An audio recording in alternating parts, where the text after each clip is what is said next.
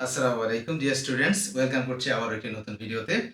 সাথে আছি রবিউল স্যার। দেখো, অ্যাডভার্ব চেনার উপায়, অর্থাৎ অ্যাডভার্ব এন্ড অ্যাডজেক্টিভ। আমরা নরমালি জানি যে এলওয়াই যুক্ত ওয়ার্ডগুলোকে নরমালি কি বলা হয়?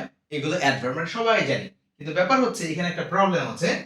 প্রবলেমটা হচ্ছে যে অ্যাডজেক্টিভের সাথে যদি এলওয়াই হয় তাহলে সে অ্যাডভার্ব, কিন্তু নাউনের সাথে যদি এলওয়াই যুক্ত হয় তাহলে অ্যাডজেক্টিভ। নাউনের সাথে এলওয়াই যুক্ত অ্যাডজেক্টিভ, যেমন হচ্ছে কেয়ারফুল থেকে যদি আমরা বলি এটা একটা অ্যাডজেক্টিভ। এই যেমন ফুল যুক্ত ওয়ার্ডগুলো অ্যাডজেক্টিভ, এর সাথে এলওয়াই হওয়ার কারণে সে হয়ে গেল অ্যাডভার্ব, কেয়ারফুলি।